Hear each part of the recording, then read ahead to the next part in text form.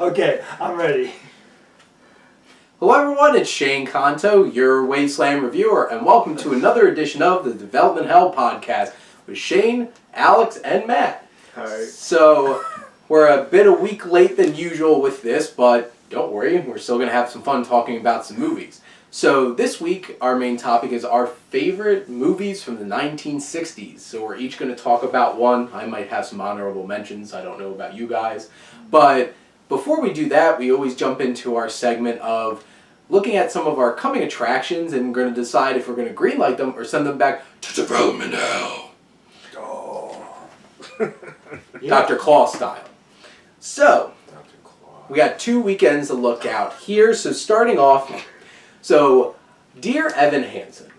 So this is a famous musical which I know of. I didn't even know what it was about or anything like that. And then I watched the trailer and saw like a 30-something-year-old Ben Platt made up to look like he was in like 17. But this is about this. It's a musical about a young man whose classmate kills himself and he pretends that he was his best friend and dealing with all the aftermath. But if you watch the trailer, you kind of maybe get a hint at that it's a musical, like most musicals. Sure. But so, we got Dear Evan Hansen. Matt, are you going to greenlight Dear Evan Hansen or send it back to development hell? So there's this fantastic, so I'll say it again, fantastic movie with Robin Williams called World's Greatest Dad, where Robin Williams' It's son, to the left of Matt's face, actually. It is. Oh, you have it? Excellent. You bought me it. Oh, yeah. Oh, yeah, we saw it. And then you were like, what the hell is this? No, everybody else in the room was like, what the hell did we just watch? I'm like, I liked it. Yeah, thank you. Excellent. Robin Williams' son, something happens to him, and he decides, I feel like that's in the trailer. I feel like he passes away. The son passes away, but you see that in the trailer. And then Robin Williams capitalizes on that, and it sounds like, but for monetarily capitalized, it sounds like Evan Hansen like emotionally capitalizes on that because it's like, oh wow, like you knew that person that's dead. Wow, like we want to like know more about you. I bought the physical book that had the it's like the script or whatever, because it's not an actual book of Evan Hansen like a few months ago. Really wanting to buy it, and it has been collecting dust. I don't even know where the hell it is. It's probably under my couch. But I will read it.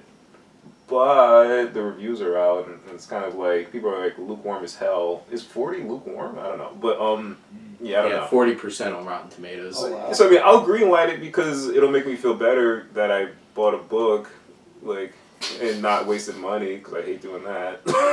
So there you go. That's Matt's motivations. How about you, Alex? Well, was this on Broadway Yes. at one point? Okay, I mean, if some of that stuff is lukewarm, it just means that maybe not everything that's on Broadway has to get made into a movie. Boom. And so, there you go. Sand in your wine glass, people. I mean, but at the same time, I mean, you don't necessarily send it back just because a couple of reviews are bad. Obviously, it's a very important story, touching story. It means a lot to people. So I won't send it back only because I'm sure people are going to be inspired by it, And even if the movie's not great, maybe the music is good, You would assume the music would be good. It's the same music from the show. And Right. people like that, so. Yeah. But you would only notice one song from the trailer or even barely get a hint at that this is actually a musical. I think watching the trailer, the only reason you would think it's a musical is because it's like from the music from the people who brought you La La Land and Greatest Showman. And I'm like, oh, okay, so it's a musical. For me, after watching the trailer and seeing Ben Platt, I'm going to send it back to development hell with him leading it. I really think they should have gotten somebody who's an actual teenager. Because, there's teenagers out there who can act and sing. Right. Why not get a teenager instead of trying to make him up? Because it looks really distracting and weird watching the trailer, at least for me. Yeah. So, with that idea, I would send it back. But, if it's handled well, I would like this. But what it sounds like is, some people are saying this is really problematic. With how it's dealing with suicide. I'm like, but was the original Broadway show problematic? I don't know. This seemed like a problematic story to begin with. But I don't know. I had some hype, and then I saw a trailer and lost all hype, basically. So like, I wasn't super excited about seeing this. So I don't know. I would personally send it back as is, back to development hell. But I wouldn't have been opposed if like they found somebody else. But like, it's crazy because like this has Julianne Moore in it. And Amy Adams is in it, and just like they got some like big name people in this movie. Yeah. So that's pretty interesting. They did the last movie together, the one, the Rear Window-esque movie. I forget, it was Woman in the Window. Woman in the Window. They were both in that. Yep. So. Was that a waste of time, or? It's a bit of a. It was. It's not a complete waste of time. There are some good scenes, but all together, it's not great. Not a great movie. Gotcha. It kind of went off the rails for me in like the very end. It got like, I'm like, what's going on here? It turns into like a Wes Craven movie at the last 15 minutes. Yeah, because there's one particular scene that hit extremely emotionally. Yeah. Shortly before that, I'm like, okay. Yes. The car ride. Yep. Yeah, you the best part of the movie. Best scene, should have gotten there like 45 minutes earlier. Yeah, and then it was like, phew, right off a cliff. It was just like, what? Literally. Oh, and I will say one more thing. Ben Platt, I don't really know too much about him except for this one thing. I just saw this, actually yesterday, there's this new show by BJ Novak who was... The Premise? Yeah. Jess and I watched the first 2 episodes. Oh, man. Alex, anybody watching the show... Social justice sex tape? Please, yes. If those words either, like... What? Surprise you, excite you, or trigger you, please watch that show. Like, so it's just a bare bones premise. What if using what a sex tape caught on camera could be used to help somebody in a case against the police? Sounds like I got into the wrong field. There you go. And then the second episode, did you watch the second episode? That was hard as hell to watch. Oh my god. Like, I forgot that John Barenthal can act, and so every single episode is almost kind of like not Twilight Zone, it's an anthology series of like, it's like, it gave me Black Mirror vibes, except mine is like Black Mirror specifically with technology. Mm-hmm. This doesn't necessarily have to be about technology, but it has like these really uncomfortable social scenarios that you have to deal with. Mm. And that second episode was heartbreaking. Yeah. And like John Bernthal's great. He is good. I like it. He's so like it. So please watch it. It's Hulu. Yeah, it's a Hulu original with, is it an FX on Hulu original? I'm pretty sure. So. But it's only on Hulu. You can't actually watch it on FX. And you'll put in the description of the video your account details, correct?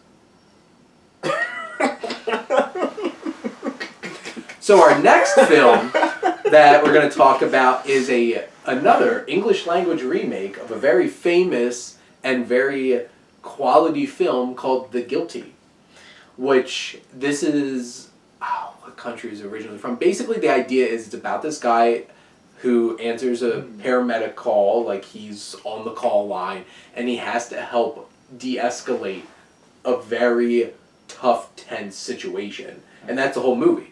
And I own it. It's right over there. This remake is coming to Netflix from director Anton Fuqua, starring Jake Gyllenhaal. Okay. I'm in. So Alex, Greenlight, right off the bat. Both those 2 names, forget about it. Yeah, man, I'm in. How about you, Matt? No, definitely. That sounds incredibly interesting. I'm also in. The only hesitation I have is like, please don't do the American remake thing. And like, I was talking to actually Vinny about this from our movie club, and Vinny was like, I swear if they do like some kind of big like tense finale where he like gets involved or something physically instead of just staying on like the call line because you need to have like some kind of explosion or something like that because it's an American film, he's gonna be really frustrated. Sure. But I'm like, if they stay true to this, and like Jake Gyllenhaal's an amazing actor, so he could kill this like easy. So I'm excited about it. It comes out in theaters on the 24th, but I believe on Netflix the 1st. Sure. So like it's going to be in theaters a week and then it'll populate on Netflix. Yeah. That was an easy one. There you go. That's called The Guilty. The Guilty. Cool. Yeah. Netflix, like they make pretty okay movies. I know they have like a lot of content and a lot of their stuff is like it's just like a lot. It's almost kind of like, I think one of you guys like made, or maybe it was someone on TV. I don't know. I'll give you guys the credit. Drinking from a fire hydrant. It's like so much stuff. I've never used that, but that makes a lot of sense. Yeah. Yeah, like, There's too much content to keep up with. but like some of that's like quality stuff. There's like a movie called The Old Guard with Charlize Theron. That was a fantastic action movie. Fantastic. Yeah. I thought the action was really cool, and I thought the ideas of mythology was pretty cool. I just kind of felt like it was a little overstuffed kind of thing. Too many people? Like, they were trying to do too much with it. And also, like, Harry Melling was great as, like, this, like, mustache-twirling villain kind of thing, but, like, he was just a mustache-twirling villain kind of thing. Gotcha. But, like, it definitely, like, I would watch the sequels, because it's 100% getting sequels, because it's one of the most watched things on Netflix, ever. Oh, really? Oh, that, and The Extraction with Chris Hemsworth, both killed it during COVID, so they're both getting sequels, which the action in that movie is insane. Hey, watch Six Underground, even though I know Shane doesn't like it. I think you like it. Did you like the Ryan Reynolds movie? The Six I didn't Underground? see it. No. Oh, okay, I recommend. I wasn't a huge fan. Michael Bay directed. Yeah. Yep. Well, you can also watch, what is it, Red Notice, I think, coming out soon, that has Ryan Reynolds, The Rock, and Gal Gadot in it. Oh, wow. On Netflix. It's their most expensive movie ever made on Netflix up to this point. So there you go. But that's not part of this week because that comes out in November 12th on Netflix. But so October 1st releases, we have some interesting ones and probably some blah ones. So we have The Addams Family 2, so animated sequel to the MGM animated movie that came out. Well, so we got one, send back to development hell here. So Matt's giving it a thumbs down. How about you, Alex? I mean, it's not fair for me to send it back. And somebody who's like 8 years old is going to love it, you know? So I'm not going to watch it because I don't have time for that, man. I don't have time for you, Addams Family. I'm sending this one back too because I've seen the first one. And I feel like it just misses all the magic of like what Addams Family is. Okay. And it just feels like a cookie cutter. I thought it was from Illumination, honestly, because it kind of felt like that. But it wasn't. They're making a second one though. Yep, because it made money. Because a lot of kids' movies make money. Yeah. So that's coming out. I'm not excited at all for it. I did not like the first one. Now, the next one is also an animated sequel. This is the fourth film in a series. This is Hotel Transylvania Transformania. And this got bought by Amazon. So here's something to preface here. Adam Sandler and Kevin James are not in this one. So they replaced both of them. Okay. So they're no longer involved. And Genndy Tartakovsky is not directing it either. That's 2 red flags. Yeah, that's why, like, for me personally, I love the first 3. I think they're a lot of fun. I think it's a good use of Adam Sandler and his friends. Sure. Like, they're a fun time together. Yeah. But they're gone. Like, Adam Sandler is one of the main highlights of the movies because he just has a fun time. It's like, I don't go blah, blah, blah. And it's like doing his whole thing, and he's not going to be in it anymore, and it's probably just somebody trying to sound like Adam Sandler, which is going to be annoying. That's not a good sign. No, so I'm definitely not, like, they should have just ended it then with the last one, so I'm not greenlighting this one. Yeah. I'm not touching that. I don't even want to have an answer. I want you to, not let me talk. You're so far removed from wanting to see it. It's like, no. So I don't even want to Alex interact is with 3 it, but- movies behind, so like he doesn't even care. Matt, do you have any feelings about this? No, the first one wasn't for me. I didn't see any of the other ones. They seem. No, I feel like they were kind of cringy. I feel like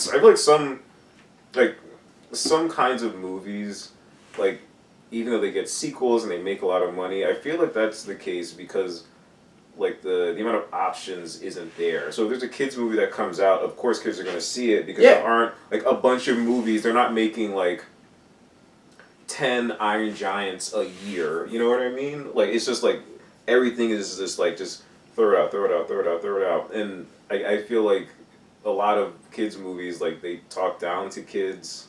And I can't think of anything besides Iron Giant right now, but Iron Giant, like, that was like a really heady movie. It's basically like Pixar's up here, for the most part. I know they haven't had all winners of late. And then you have Laika, which I think hits it out of the park all the time. Cartoon Saloon, I think, hits it out of the park all the time. You had Studio Ghibli, which they're technically back. Earwig was not great. Their first 3D animation movie. And Miyazaki left, right? Yeah. Yeah. So, DreamWorks is hit or miss. WAG, Warner Brothers Animation Group, is hit or miss. Most of them are hit or miss. So it's not like... And then you have stuff like these, which I think Hotel Transylvania, they all have around 60-something% on Rotten Tomatoes, which I think is fair because it's they're funny and silly and inoffensive. So they're not digging deep. And if you could just have fun with them, you can have fun with them. But they're not trying to be great. I think the Addams Family movie just felt like just a cheap cash grab off of the property. And it felt very hollow. And didn't get what makes it... Because, it wasn't creepy or kooky. Yeah. So, I'm I didn't need why... to do that, but I wanted to. I kind of wanted you to, though. But, it's what was the point of making this? So, neither of them... And, one of them's on Amazon now. Amazon bought it. Bought the Hotel Transylvania one. So, I don't think... Then they're coming out the same week. Both at the beginning of October. Because, Halloween time. Makes sense. But now, Part of it. we have the Many Saints of Newark. So the Sopranos prequel story. So Matt. You know how I feel about this movie from what I said earlier before the podcast. So I'll just say, I don't know. I'll wait for things to come out and then... Are the reviews out yet? Or is there some kind of weird embargo or something on it? I don't know if reviews are out yet. But you know how I feel about this movie. And you remember what I said. The werewolf. Oh, yes, a werewolf. Thinks James Gandolfini's son looks like a werewolf. No, he's not gonna come as a guest. There's no reviews out yet. Or he's gonna shoot me.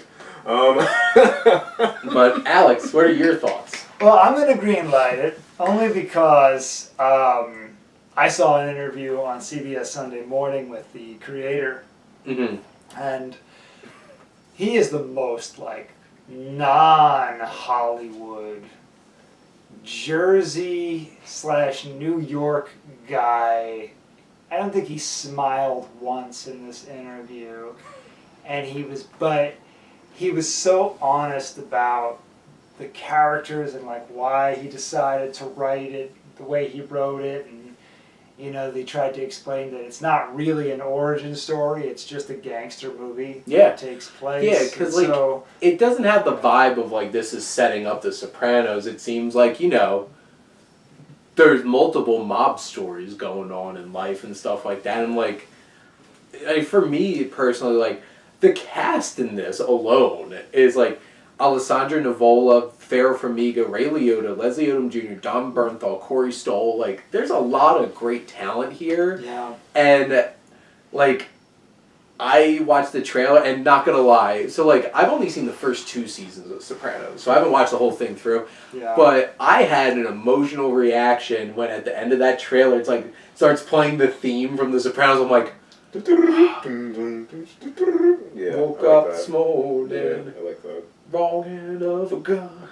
And I'm just oh my god, I need to see this movie right now. Yeah. That got me so excited. And even my mom, who I showed the trailer, she got so excited when Ray Liotta popped up on the screen like a gangster movie. And it's just this got me excited. So I'm definitely greenlighting this, and I will be watching this, having people over. So whoever would like to come over and watch it. I know my brother and John definitely want to come over and watch it. My family's going to want to watch it all together, so... We're all from New Jersey, so yeah, kind of have to watch this, right? Yeah, true.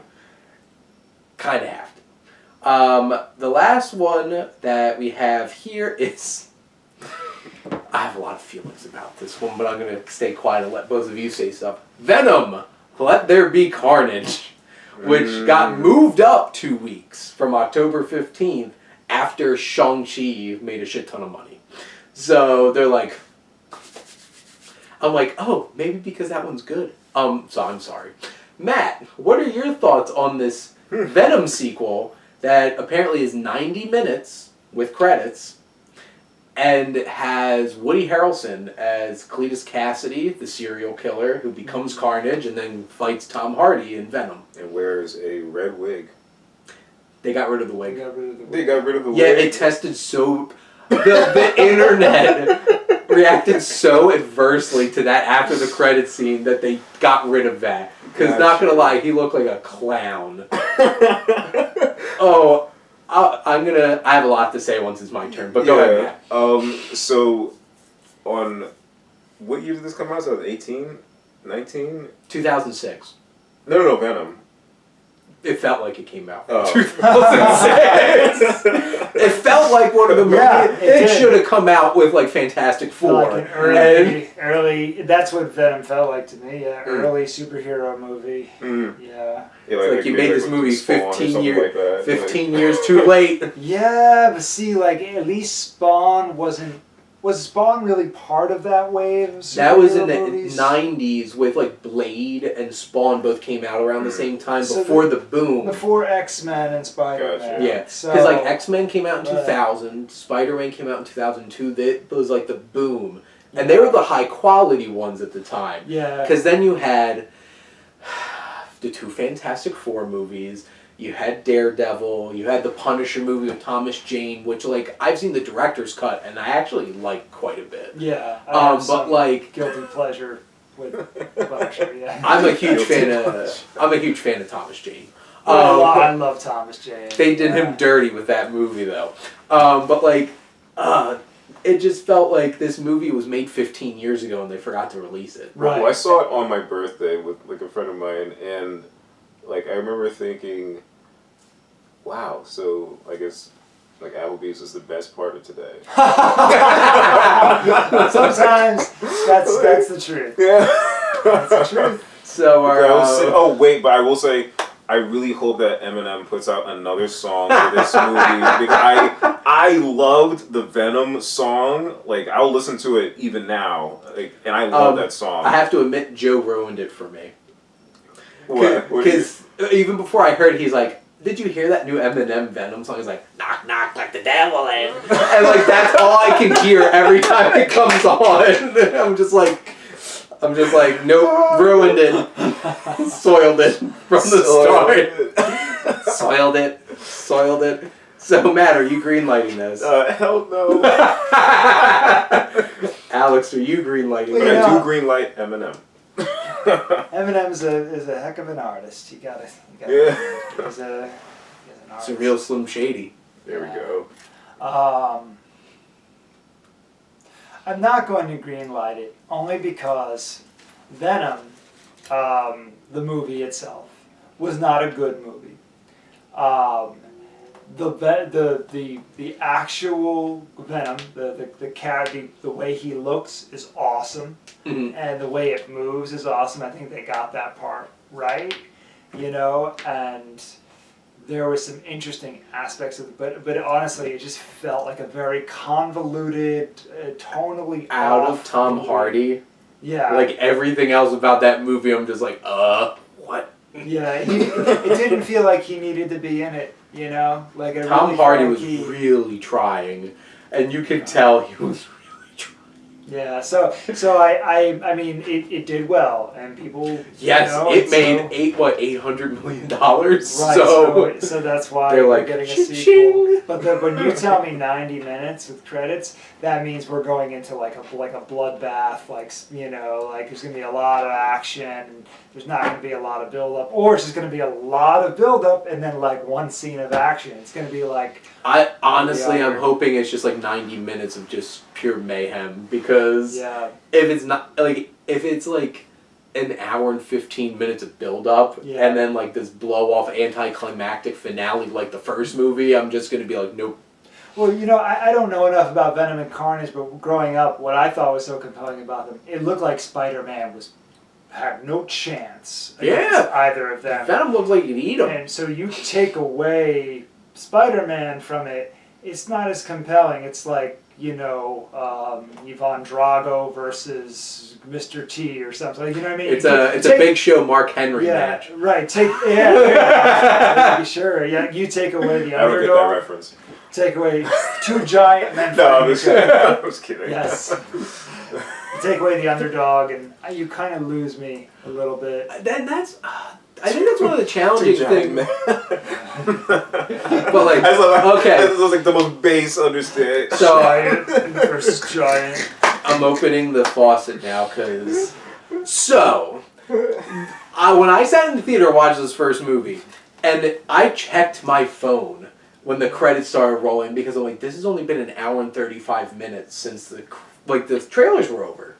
There was.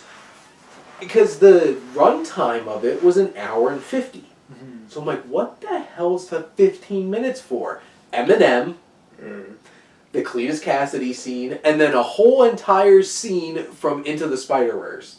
Oh, okay. That's so right. like the first one was an hour and 35 minutes without the credits. Mm-hmm. And then when I saw this one's 90 minutes with the credits, I'm like, what?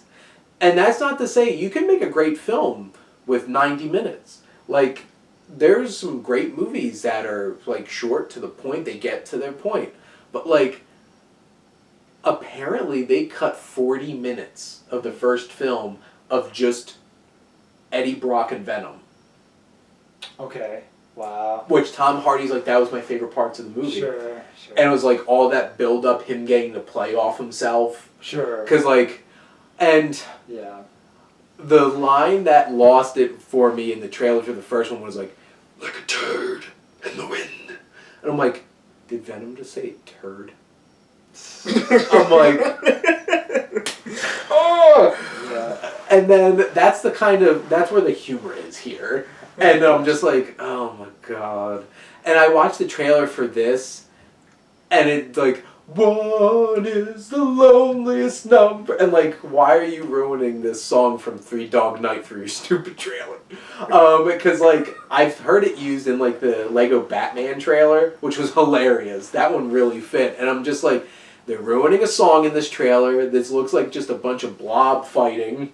And I'm just like, oh my god. Yeah. So, no, I'm not Big Show versus Mark Henry. Except they had some good matches. I don't know if this one's good. Yes, Blob versus Blob. Blob versus Blob. So Deadpool 2 told it best. Giant CGI fight fest. Yeah. Because like you had Colossus versus Juggernaut.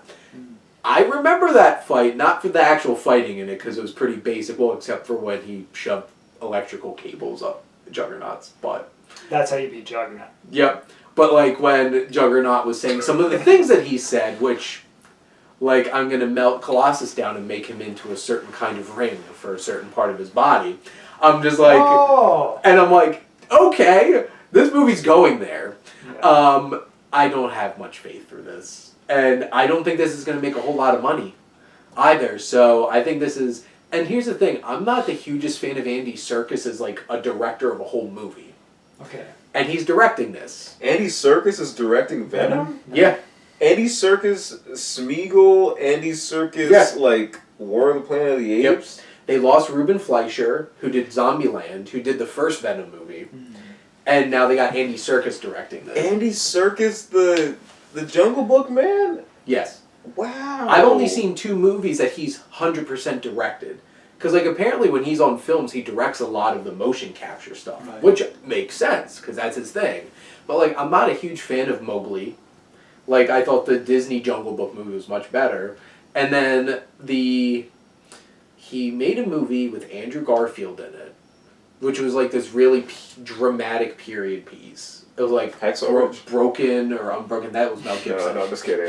That was Mel Gibson. I would actually be more interested in Venom if it turned out Mel Gibson directed it. Because then I'm like, oh my god. Very different movie. That's a very different movie. It had 2 hours and 15 minutes of the runtime.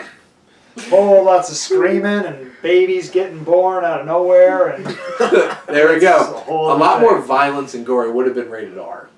Yeah. Yep. For multiple reasons. Yep. But anyway, those are our coming attractions.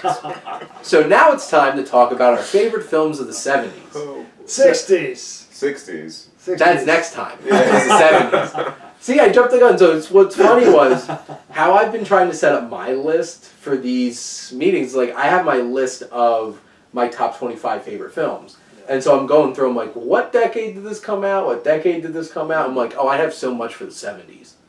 And like for the 60s, which was interesting because I had less of a hard time with the 50s than I did with the 60s. Interesting. Which was weird for me. Because like, I love Ben-Hur, I love Vertigo. Like there's things that popped out really quickly. Sure. For me, at least some of my honorable mentions for the 60s. So like, I'm a huge fan of James Bond. So there's at least 5 James Bond movies that came out in the 60s. Probably my favorites From Russia with Love. Out of them. I always like that one. I love Mary Poppins and Sound of Music, because I love Julie Andrews. And, like... Had to do it. I couldn't help it. It was like screaming at me. It's like, just squeeze the cheek. There you go. Yo Jimbo is another one. Keep it in. I'm not editing any of this.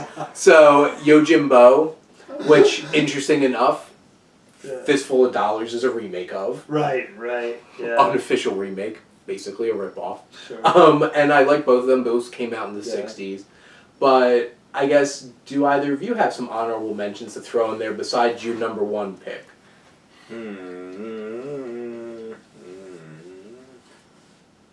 Well, actually, I guess my honorable mention would be the one that you're gonna pick, so I'm not gonna say. Yeah, here's the thing, like, Matt and I had the same top one, but I'm going to pick my number 2 so we actually have some variety. My honorable mention is the one that you're going to talk about now. There we go. We all like the same movies. Yeah. This is why we're friends.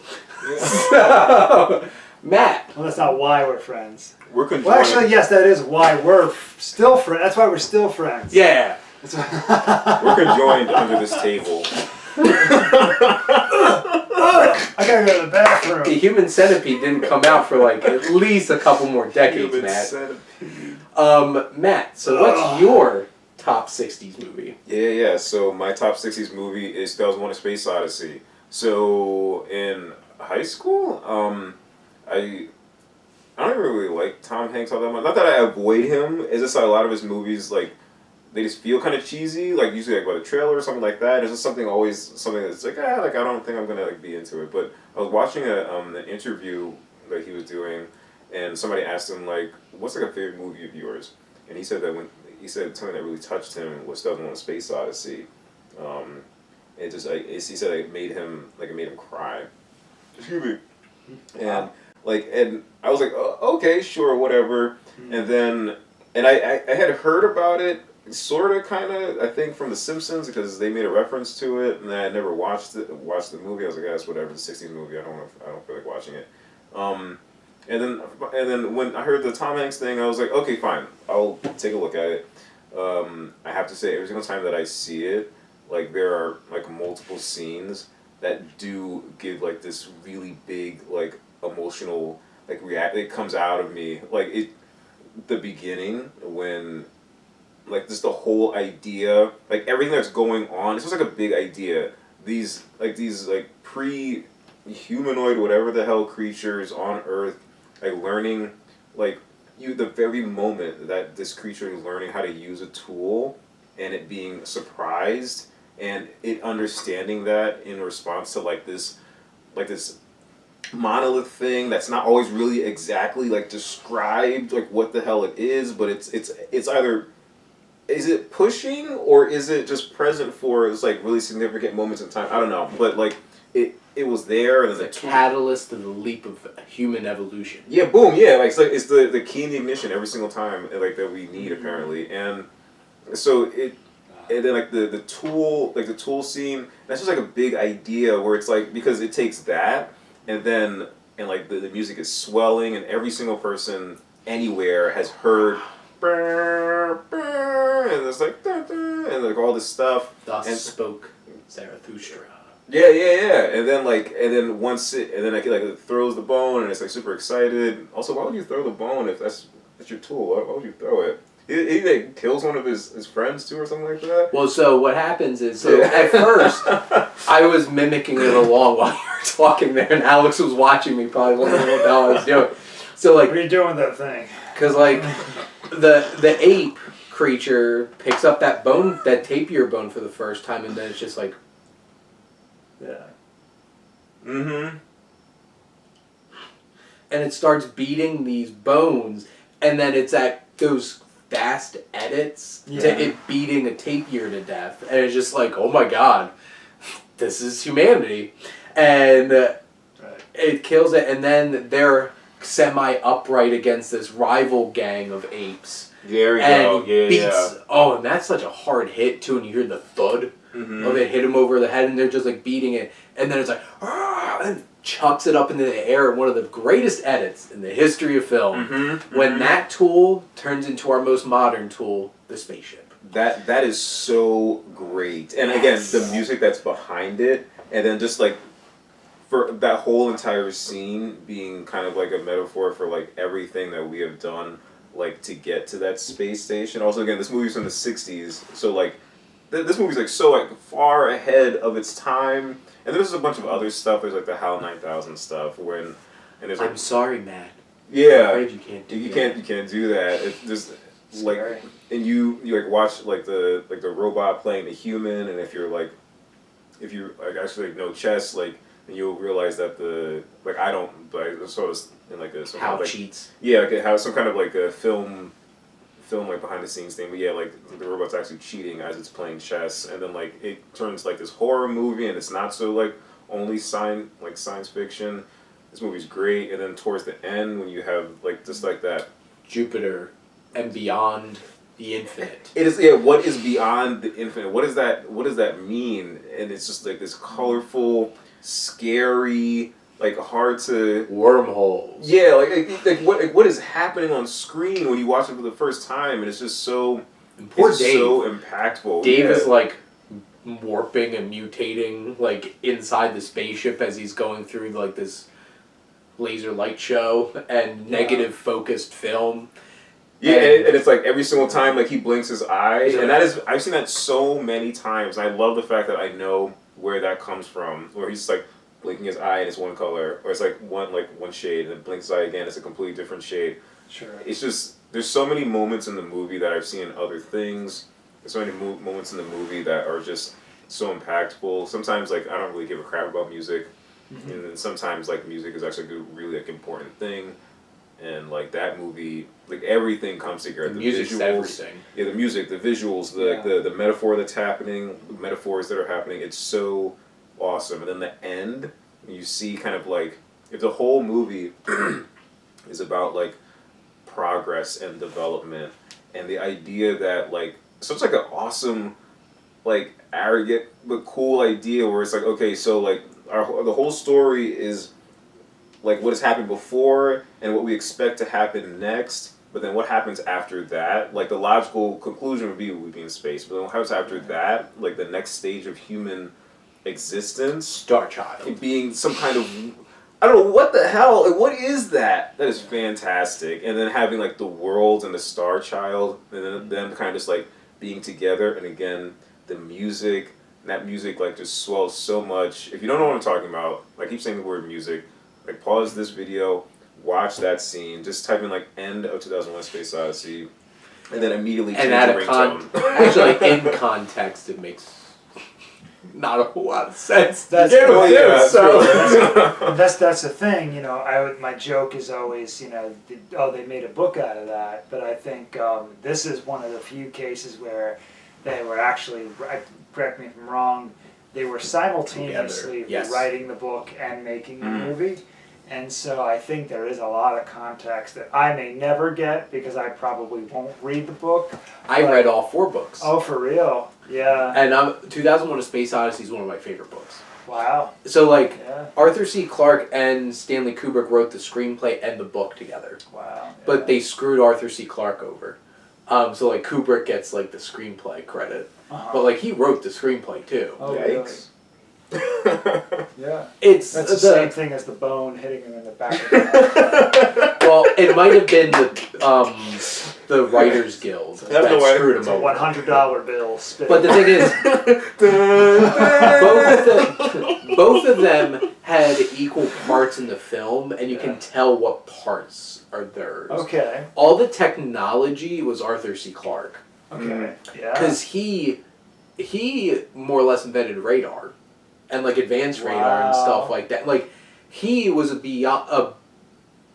past where he was and like his peers were in terms of like what he was doing science fiction turned out to be our present. Yeah, like And stuff like real things. Mm-hmm. Which Apple and Samsung used that in their case to prove that Apple didn't come up with the tablet.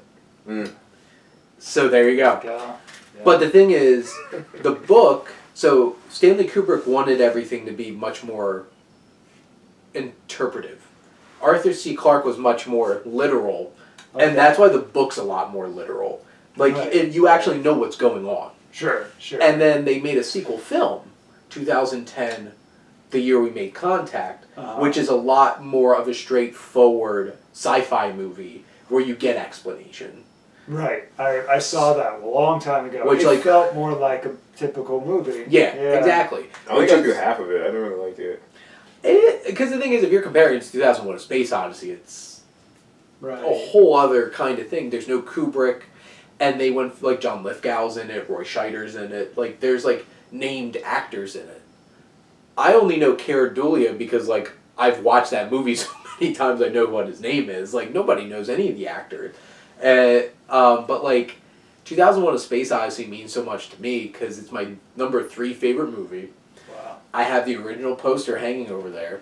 Oh, damn. I have my 4K disc over there and my HAL 9000 sitting over there, Scary. right behind my camera. Yeah. And I love science fiction so much, and like this is the peak, like high concept, high intelligence science fiction film, because like it makes you think, it challenges you, and it's an experience like nothing else you're gonna get. And in some of my other favorite sci-fi films, like Interstellar, like Christopher Nolan loves Kubrick. You can tell by watching any of his movies. He draws so much from that. Even like the androids in Interstellar shaped like the monolith on purpose. Okay. That's why they look that way, as a node to 2001: A Space Odyssey. And he did his own wormhole, and he also had a tesseract because string theory and shit. So and that just went woo. I only know about that because of physics class. But like, I love 2001, and like I said, it's my number 3 favorite film. So like that would have been my top pick. And also, fun fact, so we talked about men in ape suits.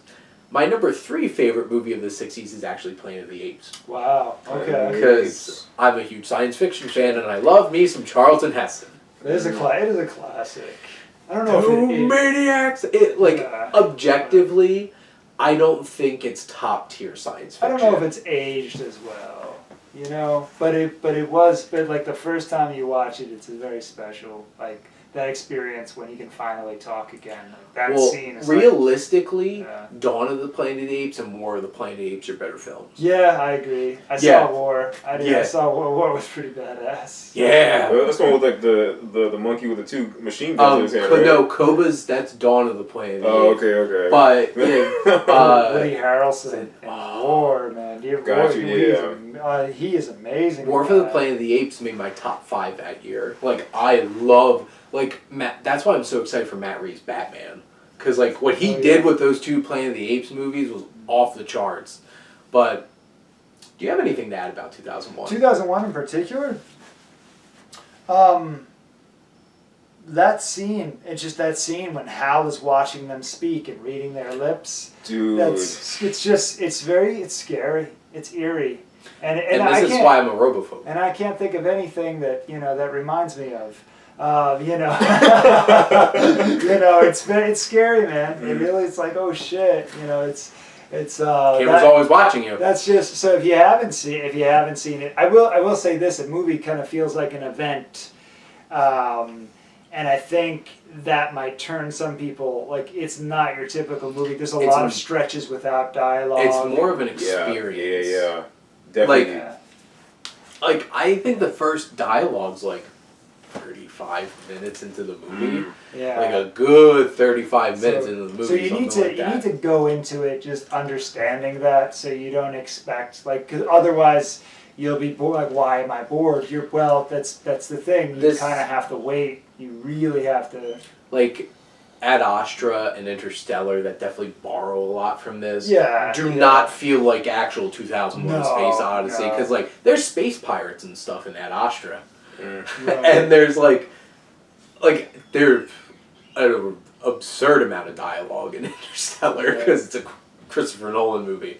So it's like, but the thing is, like, they're very different. This is an experience, and if you're not into that kind of film, then I don't know if you're gonna like this. Yeah, that's the challenging thing about it. It's though. a challenging movie. Mhm. It really challenges you. Yeah. There's so many. I just keep thinking there's so many random things that like there's like tiny little moments in 2001 where like, people just reference it. Even if like if you see like some kind of like zero gravity scene and somebody is like walking and then like walking and then like she keeps like walking. You know what I'm talking about? Like anytime you see somebody do that, all that's camera also trick. reference. Yeah, like that is so fantastic. It's so The fact that great shot that. how Stanley Kubrick actually made this in 1968 is absurd. It's amazing. He was a master. I mean, he really was, and he hit a stride at this point in his career. He hit a real Because it stride. was Strangelove, and then From Strangelove on, everything is like, whoa, what happened to this guy? Like, it's crazy. Yeah. he passed away, and also began, and also started. He died. Well, and like to be honest, the stretches in between movies just kept growing Right. and growing. Because like there was like 13 years between. Well, I think he became more of an artist and less of a movie maker. I Yep. think that's what happened. You know, that's why Metal Jacket doesn't come out till like '87 or something like that. Yeah, and then You know, Eyes Wide Shut took 12 years later to come Yeah. out in '99. it's like when I have something to say, I'll say it, which is not the business of Hollywood. That's the artist. I mean, you know, that's. Yeah, because Yeah. definitely from Strangelove on, he made his own movie. Like they were what he wanted to make, and they're 100% Kubrick. Yeah. But now for something completely different. So Alex, what's your pick? My number one movie for the '60s. So, you know, it's funny because, you're the runner-up, which you'll talk about. I watch that one like once every couple of years, so I look forward to talking about that one too. I watch it every year for my birthday. Get your 6-shooter in your hand. Squinting at everybody. That's right. But my number, I'm picking The Graduate. We watched it again recently. And honestly, the way Mike Nichols uses the camera, the symbolism, the use of lighting, the way he was able to kind of build that world in a very ordinary place, at a very ordinary time in a young man's life, is just the most impressive aspect of it. It really does feel like, at times, it feels like an art house film. Yeah. You know? Because it is. Mike Nichols was like, that was his thing happening at that time. And he was really hitting a stride with drama and like the feeling of people at that time. But which is great because, you know, he came from comedy, you know, and the comedy that's in it is just, you have to laugh, you know. There's some really silly moments, and it's all the dark humor that's in it. Mrs. Robinson, are you trying to seduce me? Yeah. And just the way that just the way that Dustin Hoffman plays it most of the time is hilarious. Totally, and that's the thing about that, the vulnerability of that performance. It could have been really like wrong, but it was so good. Like it was really well done, and I really liked the scene. I'm so glad we watched that one again, because the scene that I forgot about is when the daughter comes back and visits him in that apartment that he rented near her school. Yeah. And like he kind of puts his arms around her, and she has his arms kind of around him, and he's like, being Dustin Hoffman. Yeah. and like there's something really sweet about it. You know, why don't you want to get married? He's like saying, why don't you? He's like proposing to her, like as he's waking up, and he's like, I don't know, you know, maybe, you know. It's just there's something really sweet and funny and vulnerable and about it, and they're both so uncertain. They have no idea what they're doing. They have no idea where they're going in life. And that's the truth. The certainty that I feel that the forces above them are trying to kind of cast onto them.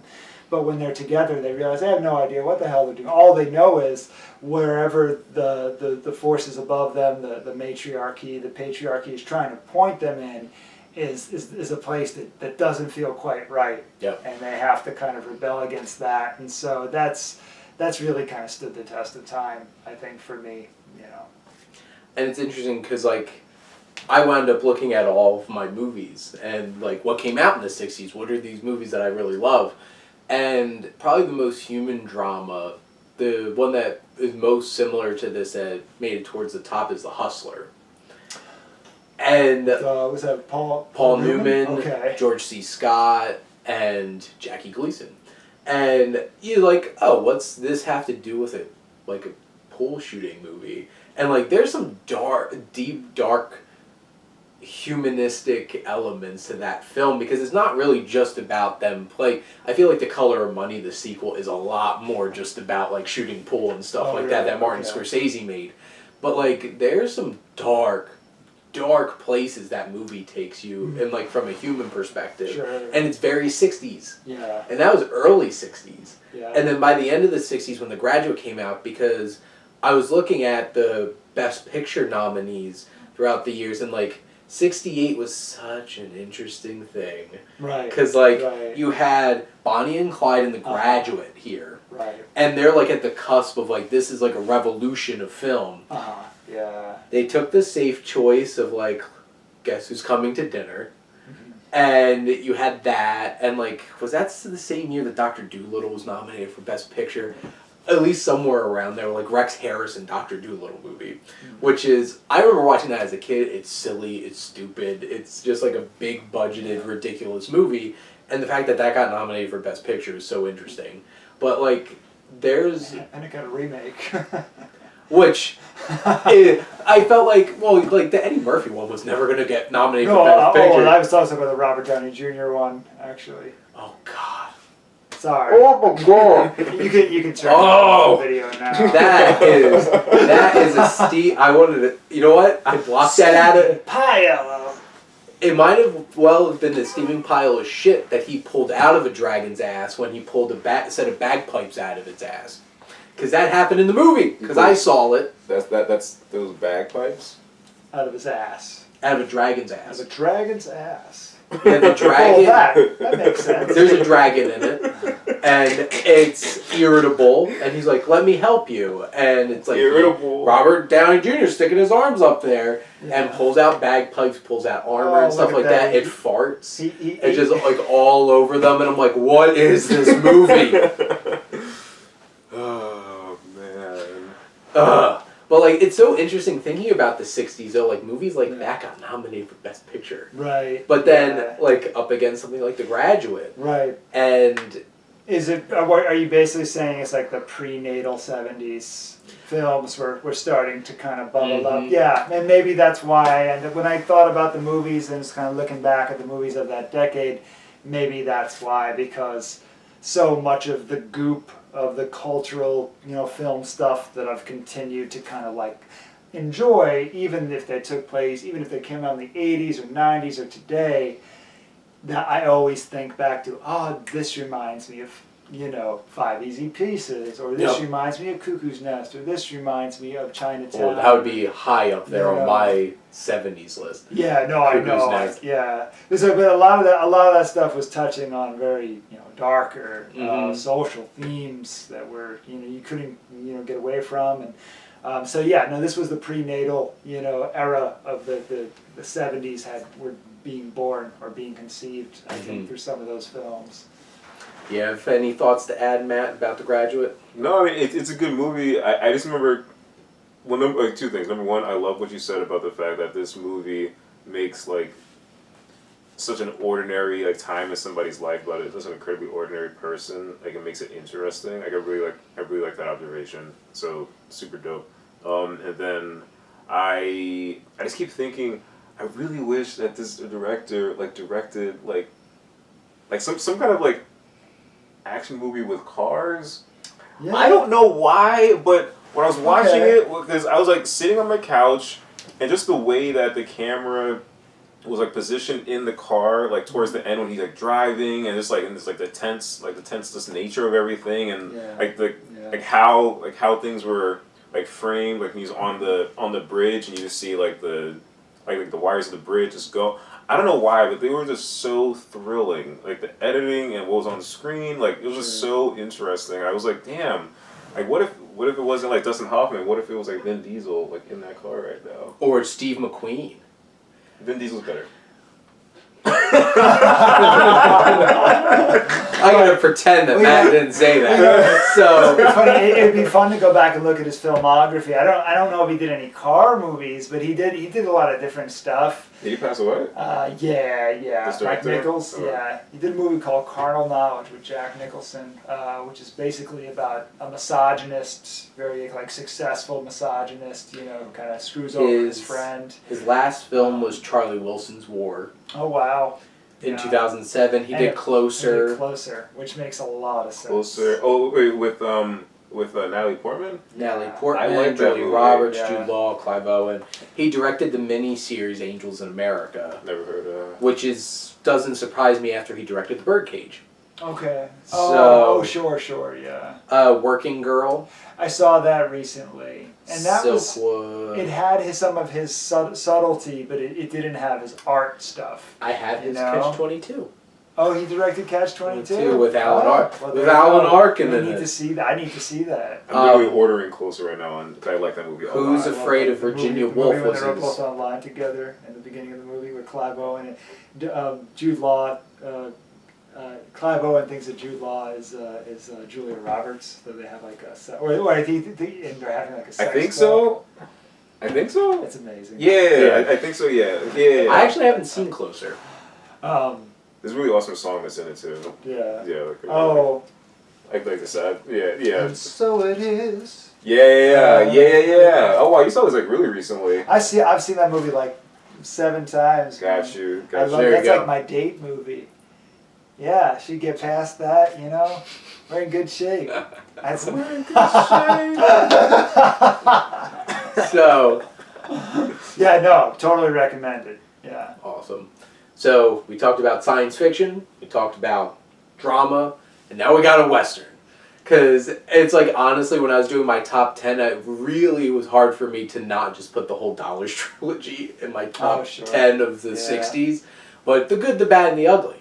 Like, it's one of my favorite films. It's my favorite Western. And Sergio Leone only made, 7, 8 films? But, boy, did he make them count. And 4 of them are 4 of the greatest Westerns ever made. And The Good, the Bad, and the Ugly, with Ennio Morricone's score, which is just perfect. Beautiful. Because not only do you have the theme, which they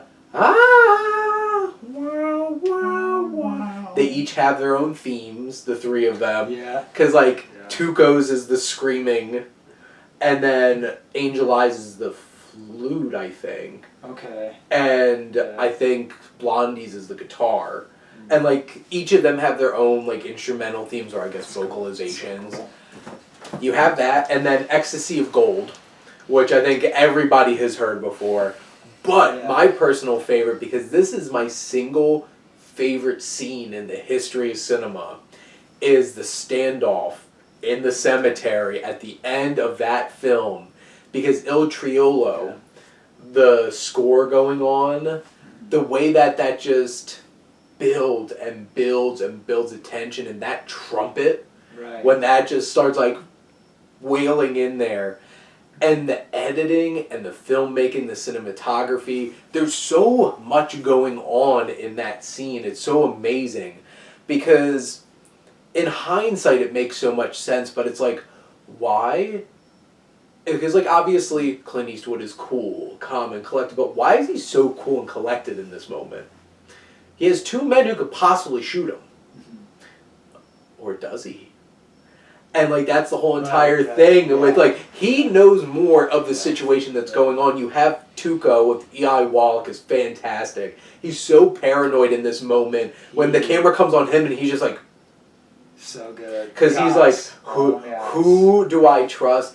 And then Angel Eyes, Lee Van Cleef is great too. He's amazing. Like, and I love him. I feel like Yeah. he is looking almost all the way at Blondie. Uh-huh. And then Clint Eastwood barely looks over at Tuco in that sequence, and he's just like laser focused, and that whole entire build up, the shots and everything. This is like almost a 3-hour epic that not only is a great Western and focusing on these three characters hunting for gold, but also has a big commentary on the Civil War Right. and humanity, because this is actually a prequel to the two other films. Because this chronologically happened first. I didn't know that. Because this is when Blondie, they're loosely the same character, but this is when he gets his poncho Oh, okay. at the very end of the film. And when Yeah. he still has humanity in this film. What he goes through in this one is like what he goes through in the next one is nothing compared to what he goes through in this one. Well, and that's the thing, because he still has humanity here. Yeah. When he lights that cigar for that dying soldier, it's like there's humanity there. Yeah. When you get around a fistful of dollars, it's Joe, I think, in a few dollars more. I'm trying to remember which one they call him Joe in. They're all basically the same character, man with no name. He doesn't give a shit about anybody. Come fistful of dollars. Yeah. Until, like, it gets through the story and he gets really roped into it. Because, like, that's the whole story of Yojimbo. He just comes into this town and the dog's running by with an arm in its mouth, and you're just like, damn, you know what kind of town this is. Yeah. But The Good, the Bad, and the Ugly has so many great sequences in it. Eli Wallach is killing it. He's just so fantastic in this movie. And Clint Eastwood's his most steely, just intimidating presence. And Lee Van Cleef is really intimidating. Consistent, solid, he's there, he does what he needs to do, because Right. Angel Eyes is not the flashy one in this movie. And he's not the star of the movie. The flashy one's Tuco. The star is Blondie. Angel Eyes just needs to be there, being solid antagonist to, Right. like, when they're torturing Tuco, I'm like, ooh. Yeah. Like, yeah. and just the whole sequence of, like, Tuco playing with Blondie, letting him, like, dehydrate in the middle of the desert and stuff like that. Mhm. There's so Oh, many yeah. great things about this film, but, like, when I still had CDs, I had the score. And I would listen to it all the time. Yeah, I have the CD somewhere in my Yeah. car. Yeah. So, but like, you have John Wayne, and then you have Clint Eastwood. And I think it says a lot about you which kind of westerns you like. And I'm definitely much more of a spaghetti western, Clint Eastwood, Sergio Leone fan. Sure. And then, like, this set the stage for Clint Eastwood to do all of his films later, because he basically Right. took what he learned from Leone and from Siegel, who he worked on with The Beguiled and Dirty Harry, Okay. and that kind of combines to what Clint Eastwood westerns would be. Yeah. Because it has a little bit of, like, Outlaw Josie Wells, which I'm a huge fan of, is a little bit of Leone, but, like, it's very gritty, and there's nothing overly, like, over the top. Because there's over the top stuff in the... Is that the one where they paint the town red?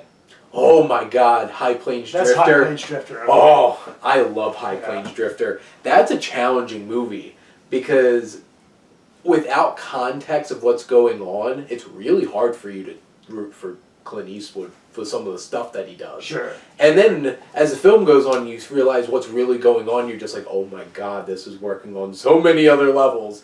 And because, like, how often do you see a supernatural western? Right. And it's, like, very interesting. But, like, it all sprung from this. I just remember that 'cause I wrote one of my first songs about that thing with the town being painted red. I don't know why. Oh, when he shows up with that whip and the flames in the background and that specter of Clint Eastwood. It's like Batman. Yeah. That's what I remember thinking. So this reminds me of Batman. And this is why we should have gotten, we technically could still get it, Batman Beyond adaptation, live action, and Clint Eastwood is old man Bruce Wayne. Oh, damn. Want it. That'd be pretty good. That'd be really good, actually. That's just my thoughts. That's crazy. Yeah.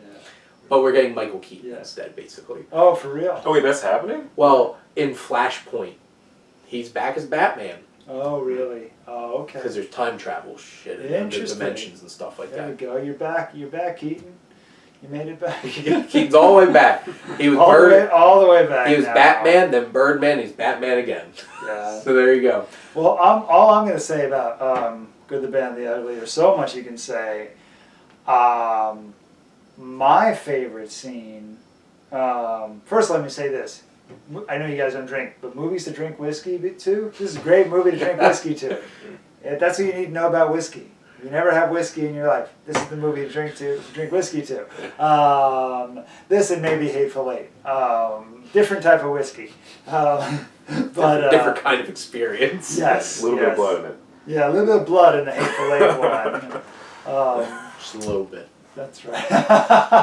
but what I'll say, my favorite scene from Good, the Bad, and the Ugly is Tuco and his brother as the priest when they have it out and they argue. I think he even slaps him in the face in the monastery, you know, and he says, you know, you something like you have it easy. You think it's easy to do what I do, you know, and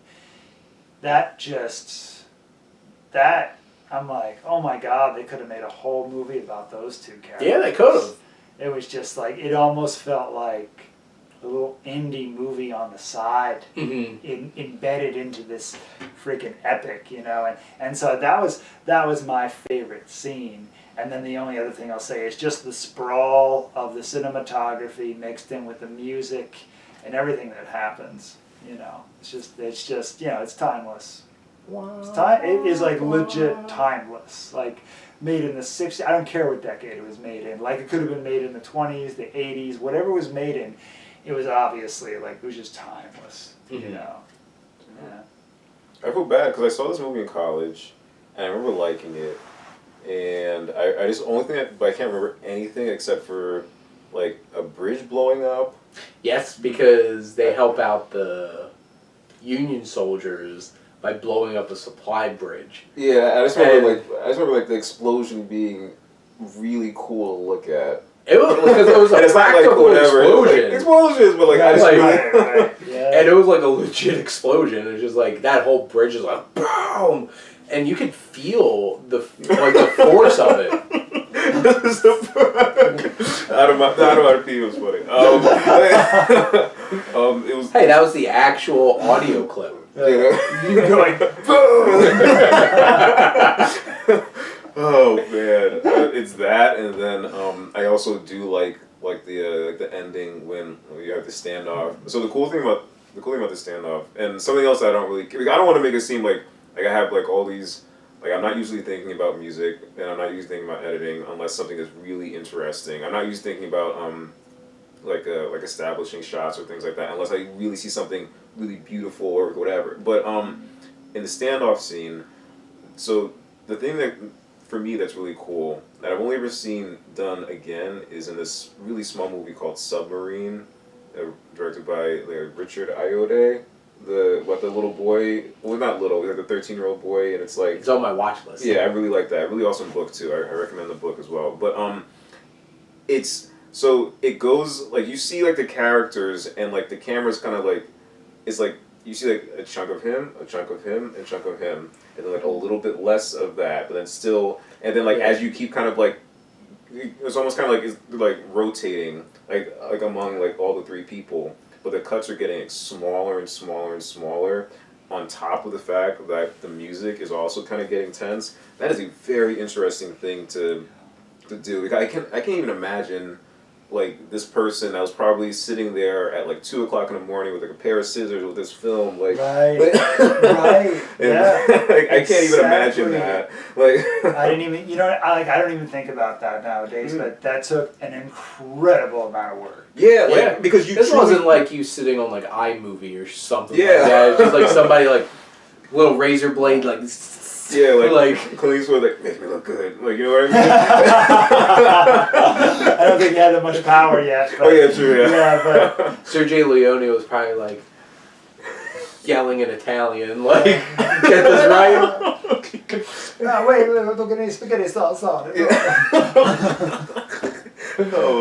But like exactly the tempo of the music starts gearing up gearing up, and the cuts are faster. And it's The like zoom, faster, it zooms in. Yeah. And then the switch, and it could have just been like building of tension, but there's a narrative reason why it cuts between different parts of their body too.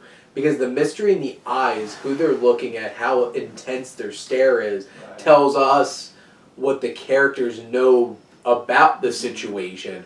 They cut to their guns and their trigger hands and stuff like that. Like, you could see Angel Eyes is nervous. And, like, he's, like, really trying to, and, like, Blondie is stone cold. Yeah. And, like, Tuco's, like, just twitching, like, everywhere because he's just, like...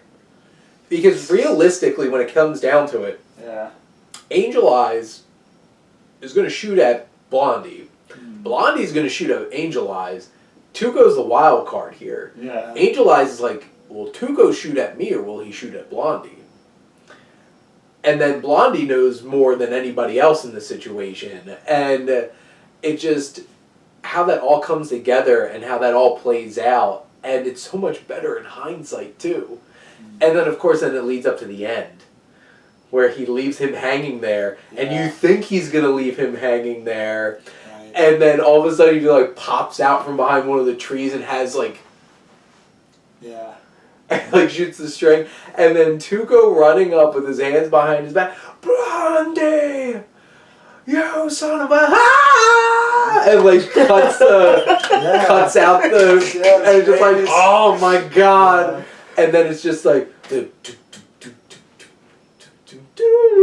and like he's just riding off into the distance. I'm like, dang. It was badass. Oh my God. Yeah, definitely this movie is like a solid, like, 7 out of 10. Definitely. You know, it is. You know what's funny is Matt said 10 really, really weird. I was like anticipating like a crazy reaction. Well, you know what? Here's the thing. Like if it's so weird. Like once every 2 years, I'm like, I want to watch all these spaghetti westerns, you know. But it's not necessarily. You know, when I think it's like, is it in my top 10? I'm always like, no. And then you'll bring it up, and I'll be like, oh my God, this movie is great. And I don't know why I forget about it. It's almost like it's almost like we got entitled to it because it was just on TV over the years. I feel that way about The Godfather. Yeah, that like, too. I made my top 25 list for the Filmstagram Top 100 and didn't include The Godfather in my top 25. I'm like, how didn't I do that? Right. I feel like I watch it. It's like, oh yeah, that movie's. I feel like I take it for granted because it's just like. It's just that great, and I don't need to, like, people just assume we all love The Godfather, and I don't need to include it on my list kind of thing, but, like I'm really tempted to pick The Godfather for the movie club. Okay. Oh yeah, sure. For my next pick. That's always I was also tempted to pick Amadeus. And I'm like, do I want to... I haven't seen that in a long time. And I'm like, do I want to put them all through a 3-hour movie? Because it's one of 3-hour movie. Yeah, you do not. And then I'm sitting here wearing this shirt thinking, this might be a fun one for us to watch. Forget about it. I saw that movie actually because of you. The whole time. I saw the movie because of you. Yeah, actually. I had never heard of this movie, and I was like, bubblegum. Because this is on Peacock. This is on Peacock right now. What the hell? What kind of threat is? I'm here to kick ass and chew bubblegum.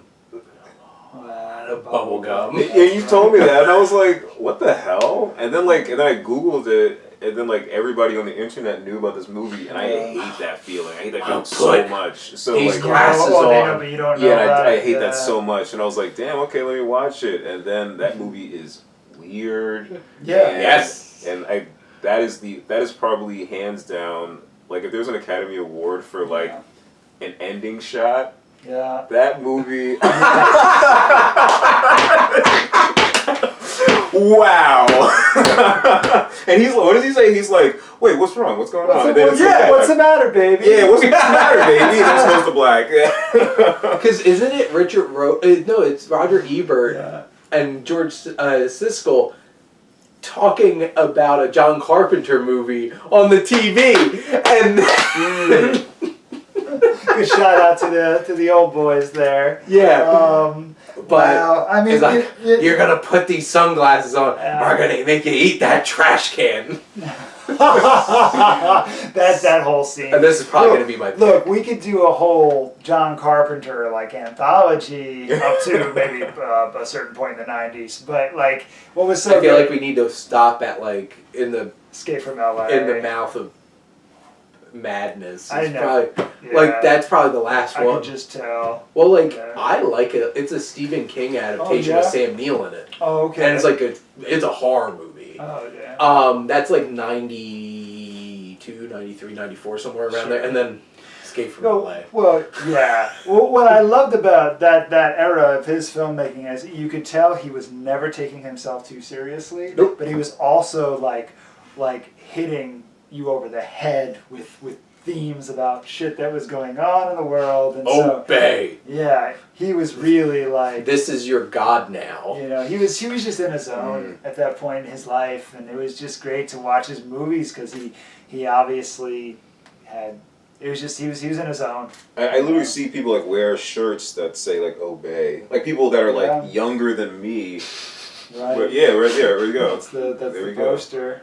Like people like will have like that on T-shirts or like on beanies, and it's like I really hope that you There's get a that I don't know reference. if they know. I Yeah. don't know if they No, they have no idea. Yeah. There's a Disturbed music video for the Vengeful One.